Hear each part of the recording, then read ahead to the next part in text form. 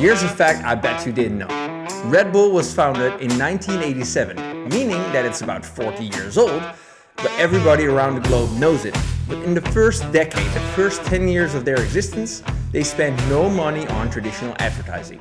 No billboards, no signings, no strange TV sponsorship things, no ads at all. Nothing. They didn't spend a dime on ads in the first 10 years. And now in 2026, they are worth over $12 billion and they sell over 12 billion cans each and every year. And of course, I know that you know that there are 2 Formula 1 teams. They sponsor a lot of events. They do a lot of athlete sponsoring. They have their own events, which is something I'll get back to in this episode. And they also have their own media house producing all the content that is, spread around the world and everybody gets to see on their phones while scrolling Instagram and TikTok. But the most fun thing to know about Red Bull is that it was designed around one single idea, one single thought. Not about a product, not about a tagline, just about an idea that designs what the brand should make people feel. That's why today we are talking about Red Bull, the most sophisticated experiential brand on the planet. Welcome to The Breakdown.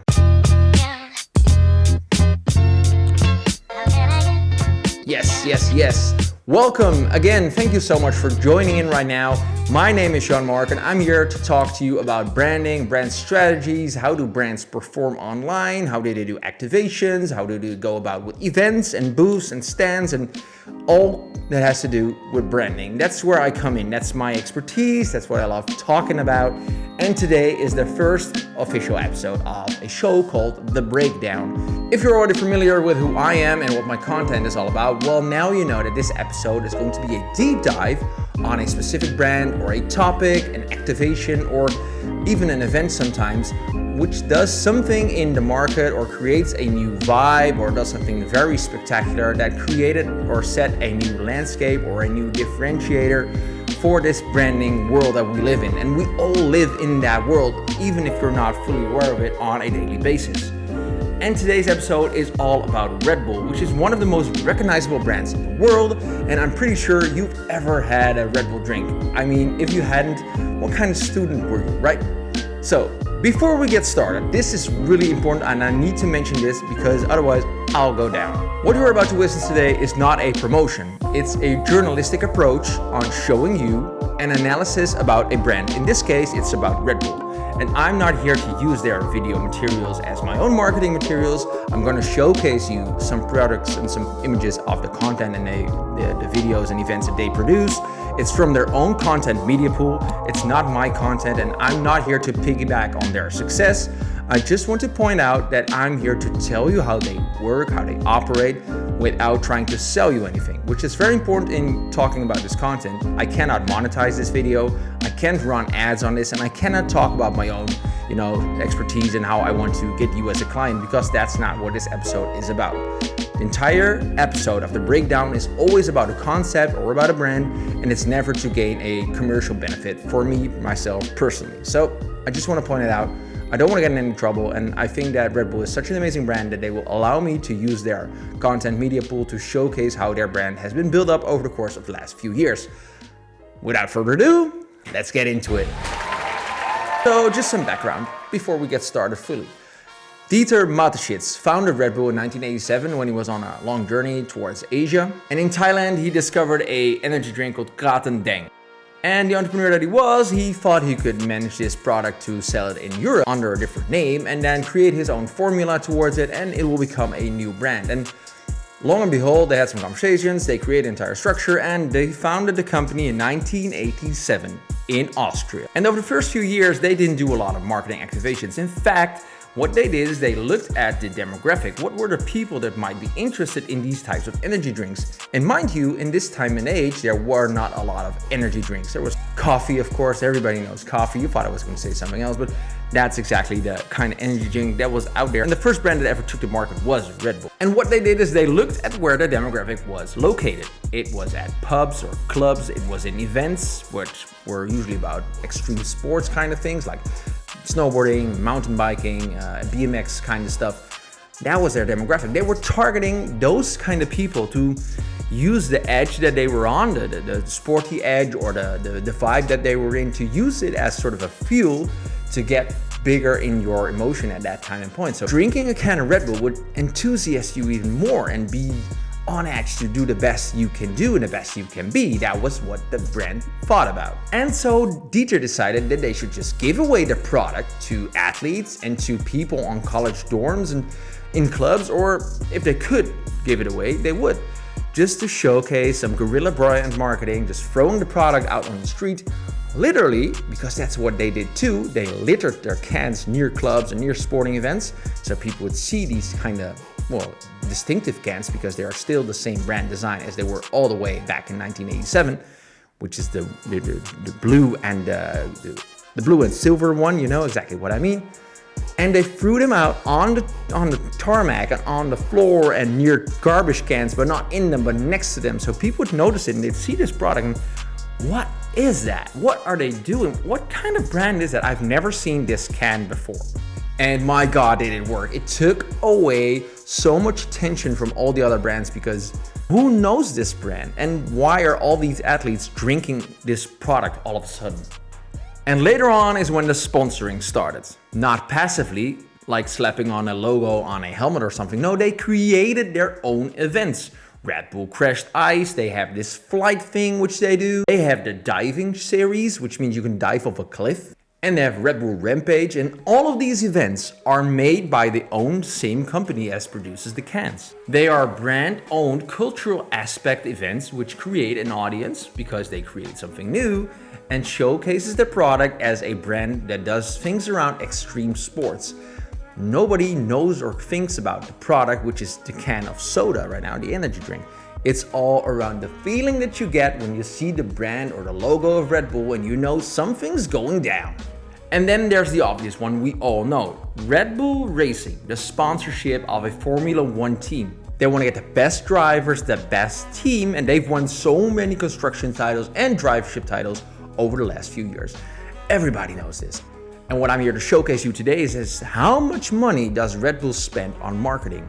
Here we go with the numbers. The first one I'm going to throw at you is they roughly spend about 30% of all their revenue on just marketing. But the vast majority is spent on events, content, and athlete sponsorships. And almost none of it goes into traditional media. They still don't do that a lot. Their annual events calendar runs over 500 events per year globally, and that's across 60 countries. That's not a marketing program. That's an experiential infrastructure. Now let me apply the lens I use, the framework I want to give to you to showcase what Red Bull is actually doing. And I call it the brand gravity model, because Red Bull is the clearest brand that uses this model to show what it looks like when it's running in full power. A quick definition of context first. The gravity model says that brands do not push their way into the minds of the buyers or the brand or the attention of the people that they want to attract. They pull. That's the thing that's about gravity. It pulls them towards them. They create a gravitational force. And that force has three sources: narrative, experience, and symbols. Remove any of these three and the model collapses. It doesn't work anymore. All of them pull together and combine into a compounding marketing pool that cannot be created by spending money on traditional media. Let me walk through those three different steps by showcasing Red Bull. First one is the narrative. Red Bull's narrative is not that complicated. In fact, I would argue that's one of the most simplest brand narratives in the world. Energy, it's about being edgy, it's about performance and showing you that you can reach even more if you want to. But this is what makes it powerful. It's not aspirational in a generic sense, and not as empty as other brands that are aspirational. It's very specific, and it targets a specific type of person. Someone who's pushing his own boundaries and trying to make something better. And it doesn't matter if you're a musician or an athlete. It could even be a student at 3 a.m. in the morning. So the narrative isn't about being the best of you. The answer is, the best version of you is the one who does the thing that most people will not do to get where they need to become. Now that's a differentiate. That's a great narrative to showcase what your product is all about and who your ideal customer would be. Now it gives you leverage to create content and a strategy towards getting those people to see your product in the first place. And that's something that a lot of brands fail. In my other show, which is called Actions Compound, I talk about these type of concepts and how they work to get your client where they need to be. In the case of Red Bull, they nailed it because they boiled it down all the way at the beginning and then created their entire brand strategy around that. Force number 2 is experience. And this is where Red Bull is in a different league, a different world to be exact, because wow, are they doing something about experience. They do space events, they do breakdance events, they do dance events, they do gravity events, they do BMX events, they do so much events. And if you're there to watch it through YouTube or on site, you get this feeling in your chest and it's your heart racing because you are part of this Red Bull branded thing, and everybody's gonna love it because wow, you want to show and tell to your friends that you were there, what you witnessed, and wow, what a great feeling it gave you to be there. Now, this is critical about a strategic insight. Red Bull is very deliberate about their skill and the impact that their events make, meaning they don't just do stadium-wide shows, they do intimate ones which change the narrative and the experience so it matches people around the world, locally, on campuses, on streets, in the favelas in Brazil. And the person who cannot visit a Formula 1 race can still feel the exact vibe because you can follow their content all around the world. And nowadays, I get it, you can follow every F1 team, you can follow every driver. Nowadays, there's so much out there, but in the earlier days, there wasn't. There was one channel, Red Bull TV, and they brought you all the behind the scenes and all these crashes and wow, experience at your fingertips, even if you were sitting on the toilet. And each and every experience had the same coherent vibe all across. It was always the same emotionally motivating, on edge level of enthusiasm and excitement that brought to you by all this content. Now that's coherence. And force number 3 is symbols. The Red Bull can. Everybody knows it. If you spray painted the blue flag thing on a wall, everybody would recognize it. If you wear a cap and I see you walk from a million miles away, I can still see that it's a Red Bull cap or a jersey from Max Verstappen or whatever type of product it is. The brand Red Bull is just as strong as the brand Nike. But their athletes are also symbols. They're not static, they move around, they are in different environments, they have different hats on, so to speak, and they have different backgrounds.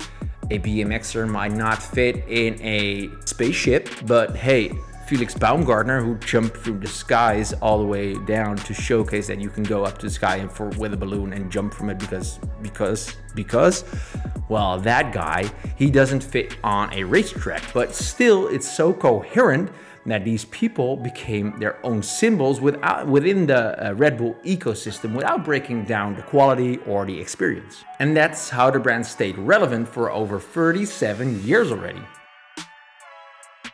The symbols grow, but the narrative doesn't change. It's still Red Bull minded and branded.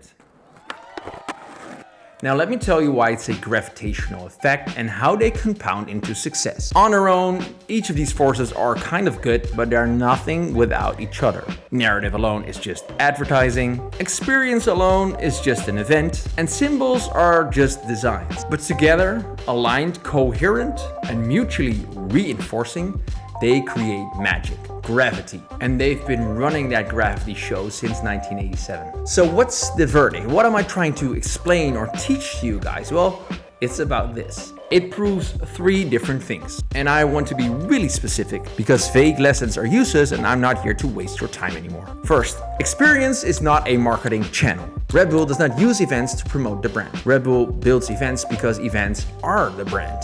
There's no separation. And if you're still thinking about your brand experience strategy as a promotional layer on top of your product strategy, well, the second one is narrative creates gravity. Red Bull is not trying to appeal to everyone. Their narrative has an edge, and most brands are kind of terrified by this approach. See, most brands don't want to exclude anybody or become exclusive to a select type of people because that could be wrong in the thoughts of their potential buyers. But a brand that stands for something or someone will always outpull a brand that does just a generic thing. That's something to keep in mind for your own strategy.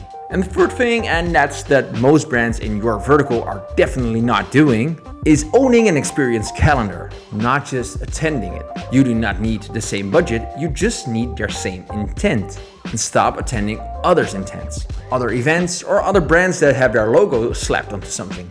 So what is the Red Bull rampage of your industry? What's the event that would make your narrative physical to the people who should care most about it? And the brands that ask these types of questions and then actually give them an answer to these questions are the ones who are going to grow and spend a lot of time in building something amazing, a rocket ship, so to speak. And then there's one final observation before we go to the compound. Red Bull has never changed their formula, their can, or their way of expressing themselves. Even their ads, which they do have a little bit, all still look the same for the last 20 years. Because in a marketing landscape where we are right now, when everything needs to be rebranded or modern or doing something colorful, or it's all different every other week, they decided to stay clear of that, stay the course, do the thing that they've been doing and perfecting it year over year, time over time. And that is such a strong force. You don't need a new logo to become a better version of your brand. You just need to be a better brand. So now we're segueing into the compound, because every episode ends with this. A case study without a connection to a transferable principle is just a story. So this is what Red Bull compounds to. My actions compound thesis, which I've been explaining for a long time already, is this. Small strategic actions consistently applied and the relentless accumulation of aligned actions. Every point, every athlete, every piece of content, every touch point should all be pointing to the same emotional North Star. And for Red Bull, it's edgy, being human without a ceiling. And none of their individual actions was transformative. Flugtag is not a world-changing event. Red Bull Media House is their content pillar house, which creates all the content. There's millions of content houses out there, but there's just one Red Bull content house. And Formula One teams, well, they've been around for a long, long time. And I didn't even touch on, and I know that you've been thinking it, Red Bull soccer teams. Why do they spend so much money in Red Bull soccer teams, giving them the branding, etc.? Because soccer, well, it's not maybe a traditional market, it's not an extreme sport. Well, I know that you know that they have football teams, soccer teams, whatever you want to call it, because it's how branding works. And you know this because you know the landscape, the ecosystem of Red Bull. It's already embedded in your mind and in your memory, making the brand so stupidly strong. And that's what makes them consistent. They drive emotion all the time. That's what actions compound is all about. Staying strategic, being consistent, create momentum that's irreversible. Red Bull has been doing that for a long, long time. My name is Jean-Marc, and I just want to thank you for this small showcase of what Red Bull has been doing and how you should apply it to your own company if you want to create a new type of momentum. Not by changing a logo, not by doing something different, but by boiling it down to your exact audience and creating a brand structure which evolves around a product but is not the product itself. Next Monday, there's a new episode of Actions Compound. And this week, I dive into the fact that brand awareness is a dangerous metric. For now, thanks so much. Once again, this was all informational, not commercial. And I want to thank Red Bull for having the media pool, which we can use to showcase how great their products and events are. Take care. Bye-bye.